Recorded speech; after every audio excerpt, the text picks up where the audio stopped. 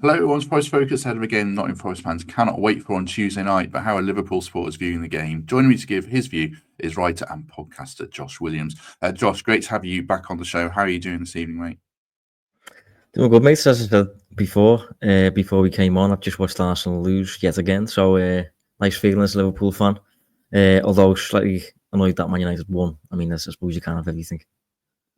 It is a bit of a mad season, actually. Before we get into the specifics of this game, like Arsenal, they're wobbling a bit. Chelsea, a little bit inconsistent, a bit flaky. We've referenced United, City on the slide. Forest have cashed in a bit. As a Liverpool fan, you must be loving it overall, though.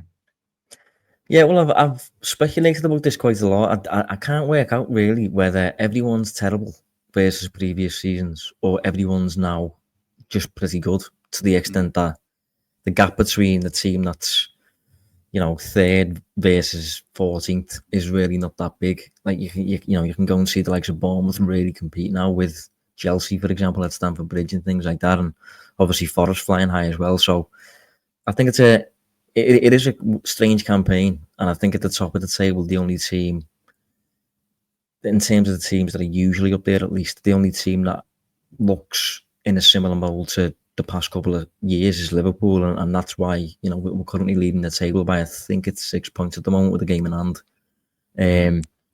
But yeah, I agree with you. Definitely a strange season. So how are you feeling about this game in particular then? Because for us Forest fans, can't wait for it. Feel like there's nothing to lose really, because I think the thing we've said a lot is it feels like the pressure's on Liverpool. Do you agree with that or not? How are you seeing it? Yeah, I probably do agree with that. I think, generally speaking, Liverpool fan base wise, I'd say the general mood is probably caution. I think we're a little bit, I don't want to say worried. Worried maybe is a stretch, but it's not far off. We've seen Liverpool over the years generally struggle against low block, counter-attacking type units. Atletico Madrid comes to mind as a team that punished us quite a few times during Jurgen Klopp's tenure, and obviously Arne Slot's in charge now. He manages, I don't know how many games, probably around 50 games, I would guess, in 2024, and loses once in 90 minutes. And that loss came against Nottingham Forest. And as you know, he's been referencing it multiple times since. It's obviously stings a little bit. So, yeah, I think that's the general mood. Me personally, I'd say I'm quite a confident fan. I'd say I'm more confident than the man on the street generally when it comes to it. And I wouldn't even say it's necessarily optimism. I think I'm quite an optimistic person anyway, but I don't think it's optimism. I think it's more just I do a lot of analysis and stuff like that, and I look into the numbers and things like that. And my general take is Liverpool are just the best team in the country at the moment, and it's not particularly close. But despite me thinking that, this is a game that I am going into thinking I'm even debating would I take a draw in this game. I just don't really want. I really don't want to lose it, and the fact we lost the last one, and I wouldn't say we've had a wobble lately, but it just hasn't been as perfect lately. So it definitely feels like a cliche, big banana skin game. This for Liverpool, I think. Yeah, that leads into what I was going to say. We'll pick it up on what we were saying on our show on Saturday after we won in the FA Cup. We looked at the Liverpool game a little bit, and the notion that we all came to was, if you're going to play Liverpool, it feels like probably the best time of the season so far, because against United, they looked, for whatever reason, below their standards. Then they lost to Spurs. To what degree have they dropped off? Is it just like 2 or 3%, and it's made a difference? What's I don't want to say what's gone wrong. What's changed a little bit, if anything? Yeah, it's hard to pinpoint really. I think there's been an element of variance in there, and what I mean by that is in football, it's obviously a very volatile, mad game, and I think sometimes the shots that you face over the course of 5 to 10 weeks or whatever, 2 of them will go in, and then you'll face the exact same shot 2 months later over the course of 10 weeks or whatever, and 7 of them will go in, and it'll feel like you're a bit more under pressure. It'll feel like you're not playing as well, when in reality sometimes the ball just goes in. I think lately Liverpool have had a few of those moments where we've played relatively well, started relatively well, but we've maybe conceded. Leicester comes to mind, for example. We went a goal behind against Leicester at home. Eventually turned it round, but the goal that we went behind with was a deflection. There's been a few deflections in there, and the recent game against Spurs in the Carabao Cup, we lost that one, but there was nothing really between the sides. A little bit of rotation in there, and the referee should have sent off Bergvall. Doesn't. He then goes and scores the winner. So I think for the most part, for me, I think Liverpool are still roughly competing at the same level that we've seen for most of the season. I think Konaté's just come back. There was probably a period in which, when he was out, Liverpool's defence started to give away a little tiny bit more. He's now back in the fray. That shouldn't really keep happening. I think Liverpool generally give away about just under 10 shots per match and about just under one expected goal per match as well. If you keep doing that over the course of a season, Liverpool's attack is good enough to cope with that defence and combine to win the league, I think. Lately, the results haven't been as amazing. But, despite me saying that, we've just beat Accrington Stanley. We lost against Spurs, that one that I've just referenced. There was the draw against Man United, when Man United really did turn up, to be fair to them. And before that, Liverpool had won 4 in a row. So it's not necessarily the pits that I'm talking about here. Liverpool have lost twice all season in all competitions, and that's despite playing in the Champions League against the likes of Real Madrid and Leverkusen and everything.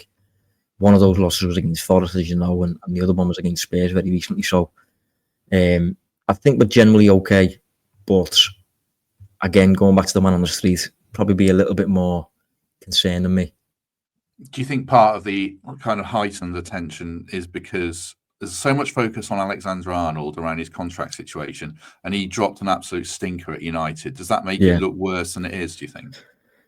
Yeah, well, fans are still very on the toes regarding the 3 contracts. I think that is definitely an external factor that's capable of impacting things on the pitch.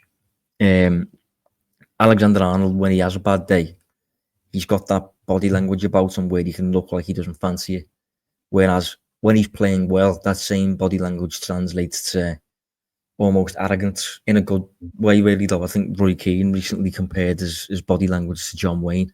When he was drifting over playing for England for the corner, Roy Keane kind of referenced he kind of struts a little bit. But as I said, when it looks bad, it looks like he doesn't fancy it. And then in the background, you've got Real Madrid there who've just made a bid. So, it didn't look great. But I think that's definitely, as I said, an external thing that is making Liverpool fans worry a little bit. And there's a lot of internal, some people may be getting carried away saying that like we've already won the league and things like that. And I think some other people have been really superstitious, basically, in saying like, don't jinx it.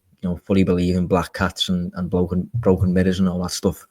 I am personally one of the people who've probably just outright said I think Liverpool are going to win the league. I don't really care, to be honest.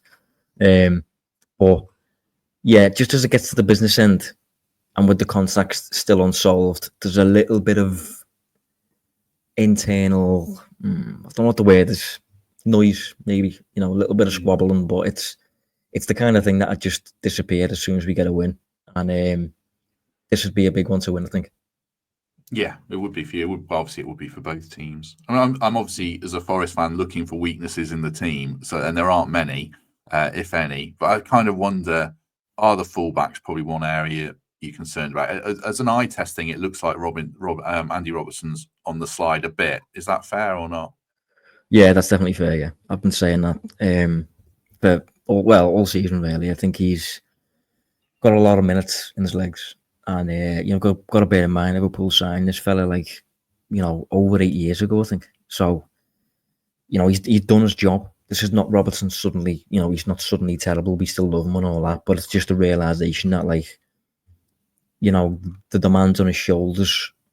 We've just noticed this season that he's just a second late to certain challenges, and if he's holding on offside line, he'll maybe be 2 yards deeper than everyone else, and that's because he's thinking in his head, I need a head start here, things like that. But being a second late in certain moments has resulted in Liverpool giving away a few penalties on the back of Robertson getting sent off. You know, there've been kind of last man challenges, so it's been emphasised a little bit more. But I think Robertson is it Elanga who plays over on that side? Elanga on the right, Hudson-Odoi on the left, yeah. Yeah, I think both of those, you know, Arne Slot will be concerned about. I think Trent has put into good displays since his Man United shocker, but even still, he is prone to a shocker like that. And I'm not one of those Liverpool fans who thinks it's a myth that Alexander-Arnold can't defend and thinks the nation is unfair. I just generally think he's not that good of a defender personally. I think he's unbelievable on the ball. And that's why I think he'll play, because we will need that to break down what we're coming up against. You know, one of the best defenders in England. So we'll need Trent for that. But if you really do target him, and when I say target him, I mean, you know, every attack goes down his side, and the player in question is really directing, going straight at Trent. Even if you're Diogo Dalot, you know, you can still get joy doing it. So that's definitely true. I think Liverpool in the fullback areas are more vulnerable than anywhere else, and it's I suppose a little bit concerning knowing that Forest have Hudson-Odoi and Elanga for those sides, and they can potentially cause some issues there. Yeah, I think both will definitely start. I mean, we did wonder whether they go three at the back and a bit more conservative, but they didn't. They, you know, the team selection on Saturday indicated that they're going to go for it, which is interesting. Who do you think is going to start in midfield then? Obviously Gravenberch, but who would play alongside him in a three? It'll be McAllister, 100%. And the only question is whether it'll be Jones or Szoboszlai. I think if Szoboszlai is fully back fit now, because he missed 2 consecutive games through illness, Szoboszlai plays for me, because in those 2 games, Jones didn't play particularly well. He doesn't overly seem to fancy Harvey Elliott yet. And I think we really missed Szoboszlai when it comes to Trent, to be honest. I think he's, out of everyone, probably covers ground the best. Can do a little bit of Jordan Henderson when it comes to getting back and helping Trent out and stuff like that. And if the ball bypasses him, he's still got the recovery pace to get back. Whereas if the ball bypasses someone like Harvey Elliott, he's just out the game, you know. So I think it'll be Szoboszlai. He's just played 45 minutes, I think, against Accrington Stanley. So hopefully he's available to start. I would go with that 3. And the attack, I was going to say it picks itself. I don't think that's quite fair because Jota's such a good player. Darwin's suspended, but I assume it'll be Salah, Gakpo, and then Diaz. Interestingly, he's been playing down the middle. What have you made of that? And I assume, is that right? It will be those 3. Yeah, it's tricky. I think Salah is obviously a given. I think Nunes won't start. And Gakpo has just found form. Gakpo has just, you know, been evolving this season, growing in confidence, playing in his favourite spot every single game, which I think is really important. And Diaz has shown himself to be, you know, the versatile option. So it's tricky to pinpoint that one because you do have Jota there. It'll be 2 from Gakpo, Diaz, Jota. I think it's tricky. I think Diaz plays and Jota's just a bit more inclined to nick a goal than any of them. I'm not sure. It's difficult to pinpoint that, but I think regardless, you've got good attackers in there, and that's arguably been Liverpool's strength for the whole season. I did see one very, very unreliable transfer rumour linking him to Forest, but do you think Darwin's probably running out of time at Anfield this season then? Well, this is his 3rd season now, and it's his first under Arne Slot. I was curious to see how it'd go.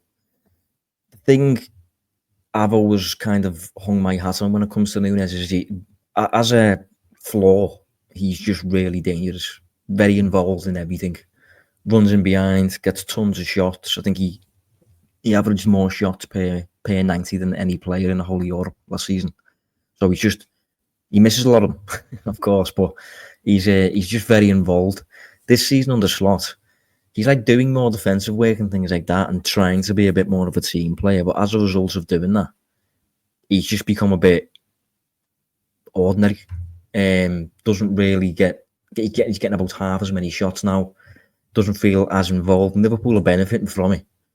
But as an individual, I don't think he's going to... I think Liverpool will probably take a fee in the summer. He's still a decent age, he's 26, I think. He's still got perks that teams can use and things like that. It just hasn't really worked at Liverpool. And I think looking at Arne Slot's game in particular, it's a lot more technical, a lot more precise. I think he would prefer someone who can drop into deeper areas and connect with others. And I think Nunes I think he's a bit more of a Vardy, a bit more of a Haaland, as in like running away from the ball. I'll finish the move. But then the problem that Liverpool have found with that is if he gets that role, he doesn't actually finish the move, he misses. So you're a bit like, what on earth can you do here? But I think if he moves to another, funny enough, Forest I think would be an ideal team for him because of the way you play. The running behind, the threatening behind and stuff like that, I think would be really interesting to see actually. Right, just before I ask Josh a little bit more on Forest, just a reminder that throughout January it's double stamps at the Trent Navigation. Just take your card to the bar or ask for a new one if you don't have one already. And obviously this game is televised on TNT, so if you're not lucky enough to have a ticket, you can watch it at the Nav in full on either of the big screens, and you can get your dinner there as well and all that. Just on Forest then, what have you made of them and how do you view them? I suppose more importantly, how do you view them relative to Arsenal, Chelsea, I'll throw Newcastle in there and City? How do you view them in that bracket of the table? Are they legitimately up there, do you think? Yeah, I think they're legitimately up there. I think it's definitely a different way of doing things. A lot of teams now I think are playing in a relatively similar way. And generally, my belief in terms of like how you go on a run, how you get probability on your side is basically by every single week you take 5 shots, you take 6 shots or whatever, and we'll take 15. And I think over the course of so many weeks, just think about you playing against your mate down the park. If you take 15 shots and he takes 6, you're probably going to win most weeks. And that's how Liverpool, that's how Arsenal, Manchester City go on these winning runs where they're just, they're consistent and it's just a win every week, 3 points every week. It comes back down to probability, really. I think Forest are not necessarily out shooting teams. They're not dominating teams. So the typical numbers when it comes to that, like just looking at the number of shots faced, the number of expected goals given away and things like that, number of expected goals created as well. Forest don't really look like a standout side, really. I think what's interesting with them is on the defensive end, they face generally poor quality shots. So in other words, they're kind of manipulating the opposition to shoot in situations where they're probably not going to score. And I think that's probably the biggest strength. If we're getting really technical about it, it's expected goal per shot is the metric. Obviously faced.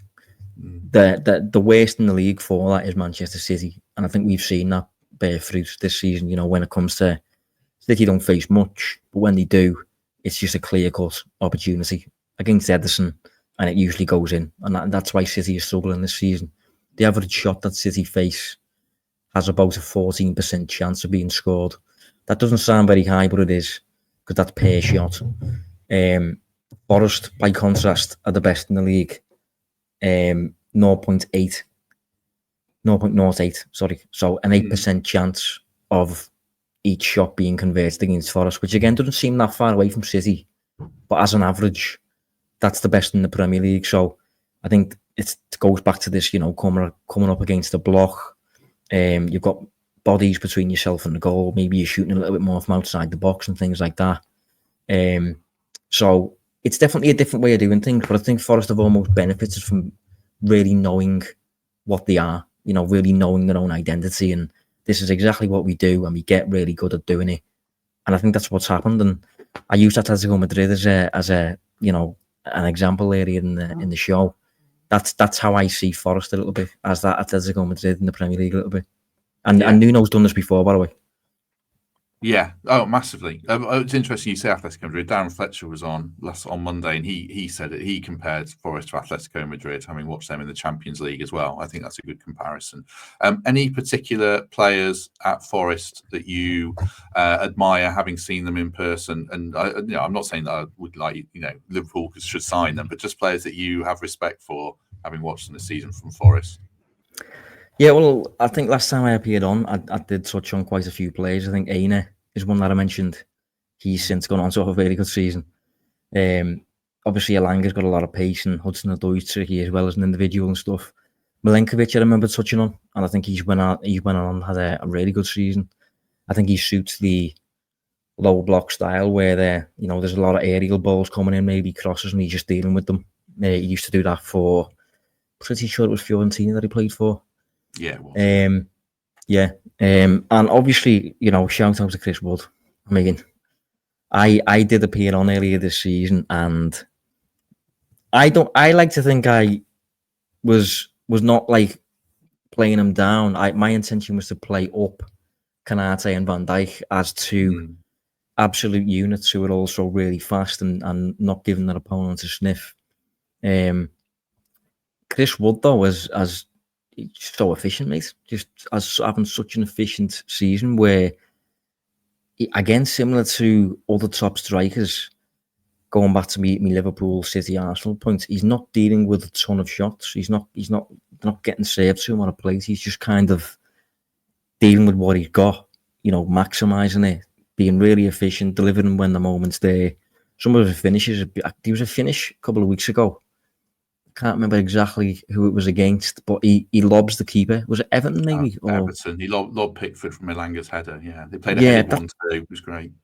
Yeah, such a cultured finish. So I always thought Chris Wood was good, and I always thought he was a handful.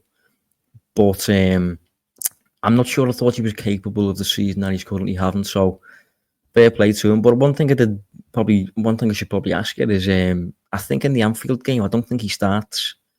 And in quite a few games against bigger sides, I've noticed he has benched Chris Wood, hasn't he, in favour of a bit more pace, maybe on the break. What do you think's going to happen there? Oh, I'm sure he'll start. I'm absolutely sure. He seems to. It's just so you can't leave him out because he's so efficient. Because he doesn't need 3 chances. He needs 1 chance. And I'm going to leave him on the bench of my fantasy team reluctantly because I just think if you give him a sniff, he'll take it, and the attacks become ever more built around him. So yeah, I'm sure he'll play, and I really hope he signs a new contract because he doesn't show any signs of taking a step back or anything like that. It's just everything's built around him, and everything's functioning so efficiently. I don't know how much you've seen of us, but Anderson really makes Gibbs White better. Gibbs White makes the wingers better. The wingers find Chris Wood.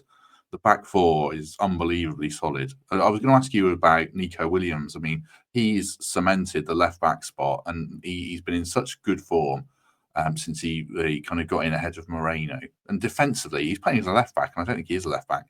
Are you surprised by that? I don't know how much you saw of him at Liverpool when he was coming through, and we paid quite a wedge for him. I think it was 17 million. Are you surprised by how well he's done or not?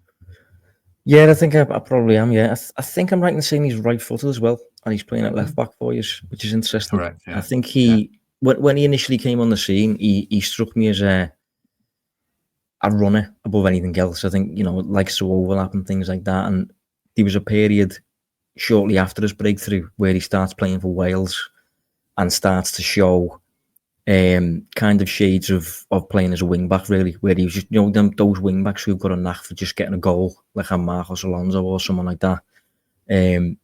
He struck me as that type for a little bit, so I wasn't sure about him in a back four. Thought he might be best utilised in a back three system, but Forest have again maximised what he's doing, and it's interesting to see him doing really well. He's still really young as well, so yeah, good luck to him. Well, he's not going to get a tougher test, is he, on Tuesday against Salah? I know Moreno did ever so well against him, but Salah's just unbelievable. I mean, just to finish then, lastly, everything that we talked about kind of indicates a 1-0 to either team, a 1-1, maybe a 2-1. I just can't see it being a goal feast, can you? Probably not. I did check before it came on. I'll get it up now. One thing with Forest, I think it has been referenced by, it might have been Paul Mason actually, but it is a fair point. He said Forest tend to score the first goal, pretty much all the time. Yeah. Well, that's it. I know that stems from how you're playing, but going back to what I said earlier about variance and sometimes the ball just goes in, if that stops happening, suddenly you can't play your way, and suddenly you have to expand a little bit and things. And I think if we check the numbers for the season, Arsenal are top for that metric. Funnily enough, they've only been trailing for 9.5% of the whole season. Then it's Liverpool on 14.2%, and then it's Forest on 14.6%. So Liverpool, top of the league, potentially by 9 points, have been trailing this season by about the same number of minutes as Forest have. So it'd be interesting to see what happens there. I think if Liverpool score first, I have a lot of faith that Liverpool have the calmness nowadays to just mind the game if that happens. The big tactical story of the game, I suppose, is when you're coming up against the block, the obvious goal is to break that block down by creating as much as you can and things like that. But the problem is there's a really fine balance with that, whereby if you start forcing it, you then just concede more counter-attacks, and it can almost have the adverse effect. So it's going to be really interesting to see if Liverpool can strike that balance of creating enough to win the game and hopefully scoring first, versus being a bit naive with your creation to the extent where you end up conceding going the other way. Forest have been real masters at manipulating that kind of scenario so far this season. It is a home as well, and it's a night game as well, which just adds to the how finely poised it is. But yeah, I think you're right. I don't think it'll be high scoring, and I think the first goal in this one, as it always is, but I think the first goal in this one is going to be huge. Yeah, I think so. It's funny you saying, if Liverpool score, you're confident. I mean, if Forest score, even against Liverpool, I just feel like we haven't conceded a goal in 5 games, and we've won 7 in a row. So I know I'm setting myself up for a 4, but I am confident. Yeah, well, I don't blame you. I can see that. I think if one team is capable of finding a way, maybe it probably is this Liverpool side, just because of the number of attackers in there, and even the players who aren't, quote, attackers, I've got massive threat. Trent, McAllister. We've just got goals everywhere. We haven't really used set pieces too much this season, but you just know Van Dijk and Canate are capable of getting up there and putting one in. So, but then this was the case earlier in the season, and we got beat 1-0, and that was at Anfield. So it's definitely a tricky one. I'm going into this one more worried than usual. I'm not usually like this. As slot solved, just quickly, one last tactical question. I remember when you were on early in the season, they were getting slightly overloaded in midfield. Has slot solved that then? And if so, how? Kind of, yeah. It seems to have happened less and less. I think one of the ways in which he's done it is if you picture a 4-2-4 press, imagine Gakpo, who's the wide left. Imagine Gakpo just kind of adjusting his position, dropping back about 10 yards. So it's kind of like a lopsided 3-3, if you get what I mean, as opposed to a 2-4. So it's a little bit hard to visualise, but just by making that subtle tweak, Gakpo has kind of taken care of the space that Havertz used, the space that Palmer used. So I wouldn't say Liverpool are getting overloaded in the middle anymore. We've got a lot of players dropping in there now, to the extent that even Diaz, because Diaz is getting used as a 9 now, Diaz is also doing it. So the whole system is kind of in place to overload the centre, make you drift into the centre to cope, and then we feed the wide players, and Gakpo or Diaz or Salah. Those are the guys who finish the move, basically. Like Nunes and Jota this season, feels like they've barely scored. Feels like they're barely getting touches, but it's because that the wide guys are now getting the shots, and it's benefiting the team, because it feels like beforehand Salah had kind of been not overlooked, but Nunes was the big money sign, and Nunes was the younger guy.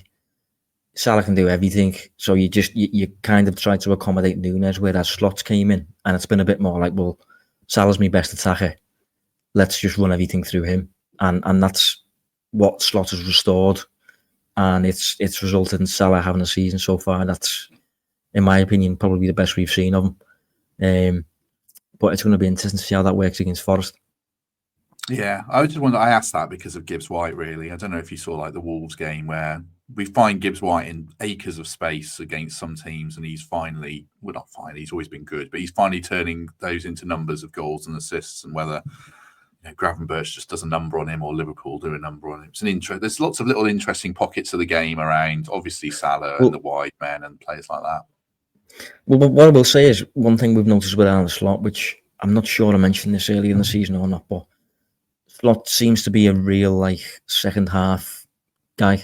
Like he'll come with a specific plan maybe, or usually just come with a system, and he'll assess how things are going for 45 minutes, and then at half time he'll know what the opposition are doing then, so he'll tweak it, and we'll often look like a different side in the second half. And he did give a quote early in the season, I think the first game against Ipswich, he says something along the lines of, the way the opposition defends, there we must find our answer in terms of, how you attack them and things like that. I suppose Forest are very systematic. I assume it's virtually the same every week for the most part. So I'm not sure that'll necessarily be needed this time. I think Slot will go into this as prepared as he possibly could be, especially given he lost the last meeting. But keeping an eye on that second half thing is worth a mention, I think. Yeah, I think so. I mean, we do have different ways of playing, but they're very structured and around, 4-2-3-1. We'll bring a Morato on after 60 minutes and go 3 at the back. But we've got different ways of playing, but they are, we've seen them quite a lot. I'd be interested if he's worked it out. Right. If you have enjoyed that, and I certainly have, do us a favour, hit like, hit subscribe. Do consider Patreon or channel membership, or just give us a lovely review, 5-star review on iTunes or Spotify. If people want to find out more of your work, Josh, I know it's very Liverpool based, but it's still very interesting around analysis and everything like that. Where can people find more of you? So I am at Distance Covered on every social media platform. I mostly use Twitter. In my opinion, it's still called Twitter, and Instagram. And if you want to see my actual content in terms of, tactics board stuff and visualizations and writing, I have a Substack. It's distancecovered.substack.com. Do subscribe, although I doubt it, considering I'm speaking to Forest fans, but we'll see. You never know. There's a lot of our audience who are kind of interested in football data, and then there's another percentage of our audience that tell us we're just idiots and it's all played on grass and you should just watch it, as you probably get as well. I imagine. Right. Yeah. Thanks very much to Josh. We shall be back. I think this will come out I'll put this out on Monday. We shall be back tomorrow for a full post-match show and then a full debrief on Wednesday with Gary Birtles, Pete Blackburn and Michael Temple. So the usual formula applies. And then we'll look to Southampton, a different challenge, but an interesting one nonetheless, later in the week. I hope you enjoyed that. And if we don't see you tomorrow, we shall see you soon.